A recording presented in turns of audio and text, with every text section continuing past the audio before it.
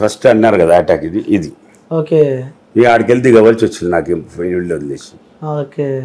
ఇంకోటి మీకు ఆ నరాలు కూడా మీకు కావాల్సిన వ్యక్తులు కొంతమంది ఫ్రెండ్సే అనుకోవచ్చు తీసుకువెళ్ళి కూడా ఫ్రెండ్సే తీసుకెళ్ళి నరాలు అంటే ఇప్పుడు కరాటేలో ఎలా ఉంటుంది తెలుసు కదా, కిక్ కొడితే పైకి మనం ఫ్యాన్ కు తగులుతుంది ఎగిరి కొడుతుంది, అవి ఎగరకుంటా కొట్టకుండా నా 2 కాళ్ళ నరాలు కట్ చేశారు.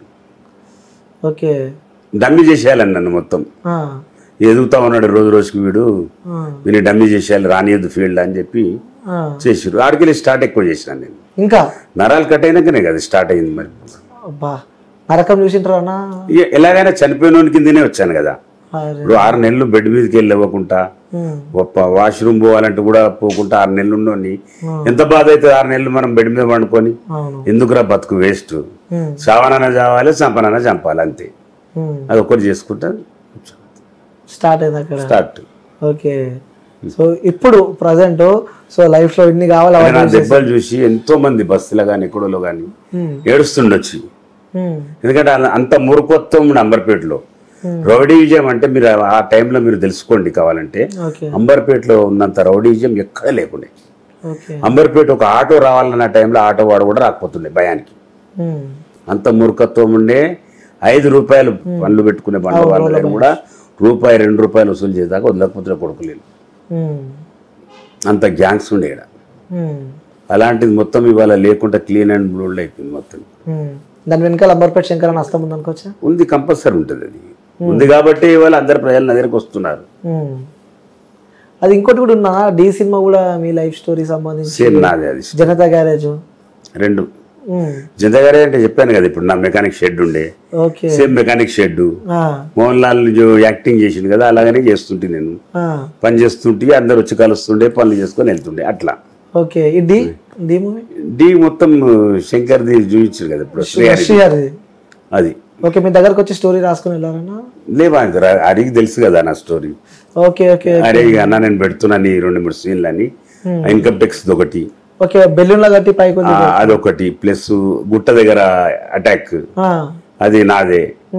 ప్లస్ గుట్ట దగ్గర స్టోరీ బ్యాగ్స్ డబ్బులు తెచ్చేసి ఎంచుతారు కదా అందరు లెక్క పెడుతుంటారు, అది కూడా నాదే. అందులో ఏందో రౌడీ ఏం తెచ్చి తెచ్చినట్టు ఉంది, అది కాదు నా సబ్జెక్టు. సింగిల్ నెంబర్ లాటరీ నేను హోల్సేలర్ అన్నప్పుడు ఆ కలెక్షన్ అంతా బ్యాగులు వేసుకొని వచ్చి ఇట్లే మన ఇంట్లో కింద ముంగటి ఇంట్లో వేస్తూ అందరు లెక్క పెడుతున్నామట. 10s 100s అలాగ 50s అలాగ చేయాలి కదా.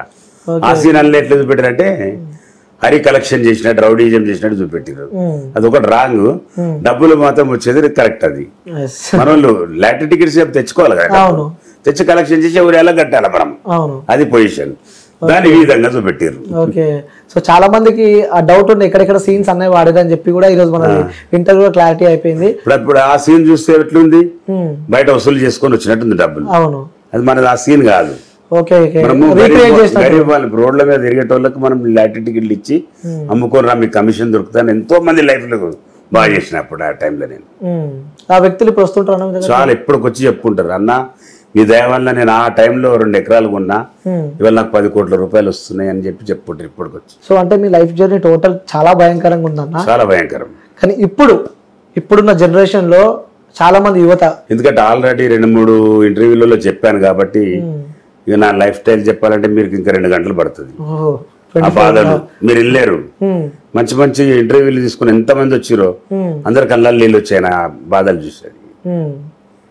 అది తెలిసిన విషయం కాబట్టి ఆ సబ్జెక్టు స్టార్ట్ చేద్దాం. ఫ్రెష్ లైఫ్ బాగుంది, ఇది ప్రజలు వస్తున్నారు నాతో, ఉన్నదే వాళ్ళకి సేవ చేస్తున్నాను. డబ్బుల రూపం కానివ్వండి, సరుకుల రూపం కానివ్వండి, పేదలకు భోజనాలు కానివ్వండి, ఇవాళ నుంచి స్టార్ట్ చేస్తున్నాం కూర్చొని. ఎందుకంటే మా బాబు ఆస్ట్రేలియాలో ఉంటుండు, పాప అమెరికాలో డాక్టరు, పెద్ద బాబు ఏమో కోకోపేట, ఎవరు లేరు, ఒక్కతే ఉంటుంది కాబట్టి ఆమె సబ్జెక్ట్ పెట్టుకుంది ఇవాళ నుంచి. ఎల్లుండి నా బర్త్డే కాబట్టి నా బర్త్డే నుంచి స్టార్ట్ చేయాలని ఆమెకు కోరిక. వారంలో 2 times రోజు ఆమె సొంతంగా ఆమె చేతితో వండి ప్యాకింగ్ చేసేసి తీసుకెళ్లి ఈ హాస్పిటల్స్ ఉన్నాయి కదా, చాలా పబ్లిక్ ఉంది అక్కడ, నువ్వు 1000 మంది ఫుడ్ తీసుకోపోయినా 1 సెకండ్ లో అయిపోతుంది.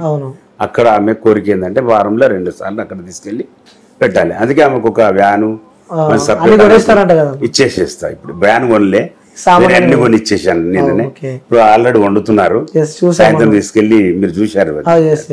ఓకే సూపర్ అన్న. అంటే ప్రీవియస్ తో పోల్చుకుంటే ఆమె కూడా ఏంటంటే ఇప్పుడు మన దగ్గర పిల్లల నుండి ఎంజాయ్ చేసేది అలా ఉంటుంది, కరెక్ట్ కదా.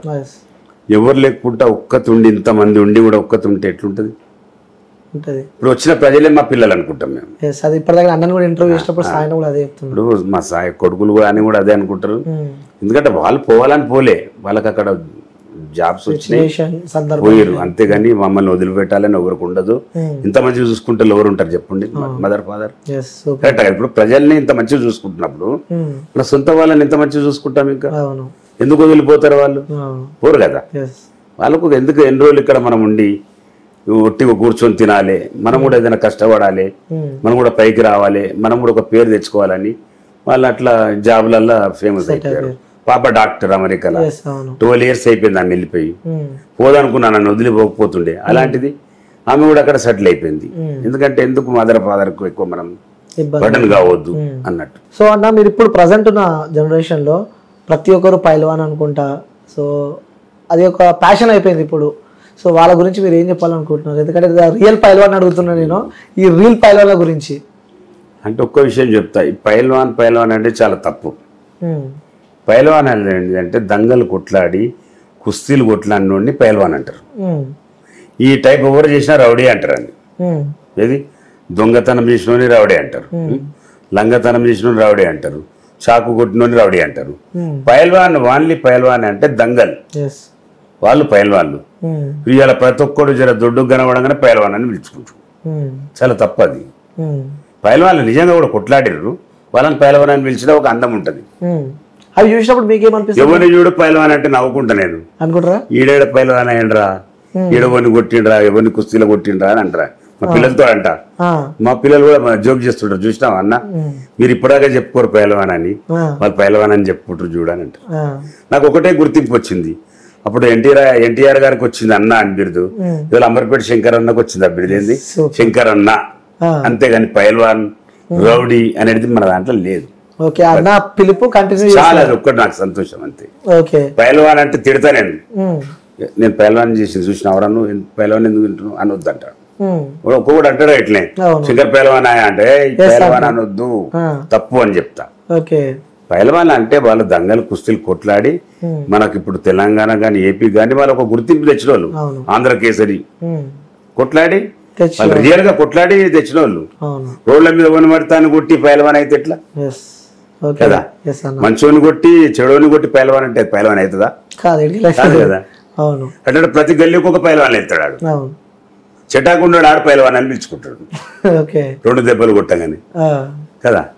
ఇప్పుడు చాలా మందికి ఏమిటంటే ఇప్పుడు నా దగ్గరకు వస్తారు, అన్ననితుడు ఒక ఫోటో దిగాలని వస్తారు, ఏడుకెళ్ళి వచ్చిన బాబు అంట, నిజామాబాద్కి వెళ్ళి కరీంనగర్కి వెళ్ళి ముగ్గురు ఒక మోటార్ సైకిల్ మీద వస్తారమ్మా ఇప్పటికి.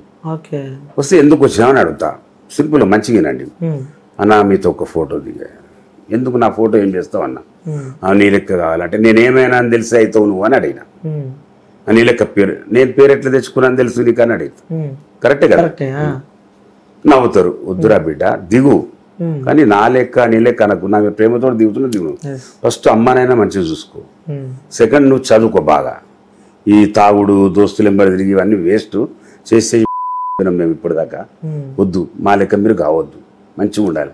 మేమా ఏదో బాధలల్లా కష్టాలల్లా ఇళ్ళ దిగవలసి వచ్చింది, లేకపోతే మాకేమో వృత్తి కాదు ఇది, మేము చేసే పనులు కాదు, దయచేసి అలా చేయొద్దు బాబు అని చెప్తా నేను. అందుకే మన డ్రింకర్స్ అయ్యేలా అందరు తాగుతున్నారు కదా, పిల్లలు తాగి అంతా ఖరాబ్ అయిపోతారు, లాస్ట్ లో మన కిడ్నీస్ లివర్ అన్ని పోతాయి. ఆ మెసేజ్ ఉందని నేను కొద్దిసేపు చేయవలసి వచ్చింది యాక్టింగ్. సంబంధించింది ఒకటి వస్తుంది, అలా నేను మెయిన్ విలన్ ఉంటాను,